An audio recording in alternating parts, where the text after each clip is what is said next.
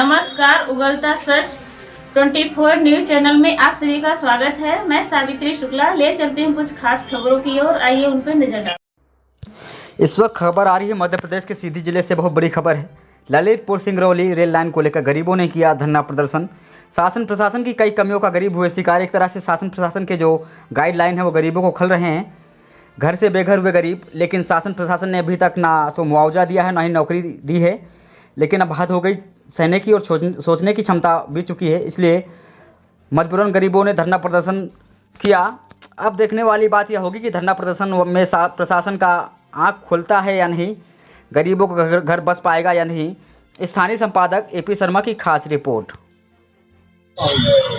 हम लोग क्या नाम लिखते हैं? अशोक कुमार विश्वकर्मा। आपके पिताजी का? बलकरम प्रसाद। कहाँ के निवासी? ये धरना प्रदर्शन कब तक चलेगा? धरना प्रदर्शन में कब से उतरे हैं और कब तक चलेगा? 2018 से आज तक चल रहे हैं लगातार। अभी कब तक चलेगा? जब तक हम लोगों की मांगे पूरी नहीं, जब तक हम लोगों की मांग पूरी नहीं हो पाएगी तब तक चलते रहेंगे। क्या मानते हैं प्रशासन आपकी मांगे पूरी करेगी? अब लगातार लगे रहेंगे, प्रयास करेंगे तो करेगी। अगर नहीं करती तो क्या करेंगे? अगला कदम क्या होगा? करती तो हो गया, चर्चा छोड़ देंगे।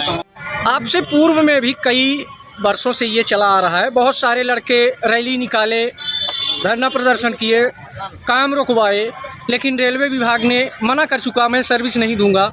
और देखिए, रेलवे का काम है मना करना। रेलवे किसी की बपौती नहीं है, जनता की और जनता की व्यवस्था के लिए।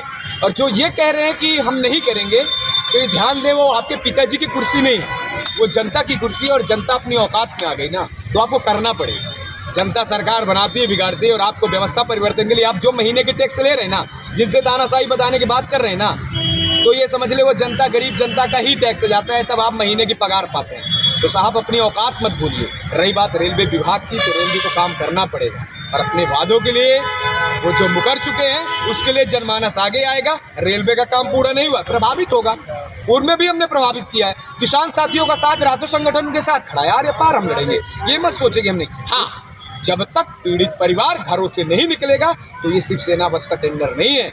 हमारा व्यवस्था परिवर्तन के लिए सिर्फ हमारा काम है जागरूकता और उनके अधिकारों के लिए लड़ना। हम समाज को अपाहिज बनाने नहीं आए हैं। शोषित पीड़ित किसान अपने घरों से निकले, उनकी मांगें पूरी नहीं हो रही। हम प्रॉमिस करते हैं कि पहले शिवसेना पहले लाठी खाएगी और लाठी मारेगी भी, दोनों चीज़ें करेगी, उसके बाद ही हमारे किसान साथियों को। लेकिन आपको घरों से निकलना पड़ेगा। ये हमारी बस नहीं, ये हम सबकी लड़ाई है। माना कि प्रशासन आपके इस कामयाबी का स्रोत नहीं दिया, तो अगला कदम क्या होगा? अगला कदम सीधी सी बात है ना, हम जितने दिन अभी बैठे हैं, बर्दाश्त मर्यादाएं जब तक हमारी ना तोड़ी जाए, नहीं तो हमें एक नरम दल से गरम दल की विचारधारा के साथ निकलना पड़ेगा। और मैं हो सकता है मुख्यालय में ताला मार दूं और कलेक्ट्रेट में कलेक्टर साहब के चैम्बर में ही धरना करूँ। ये तो ध्यान दें, क्योंकि राजस्व तो आप हैं, आपने राजस्व जमीनें दी थी, रेलवे क्या जाने किसकी जमीनें थी। तो आप व्यवस्थाएं दें, राजस्व ने रेलवे को दिया, तो हम राजस्व को जानते हैं बस।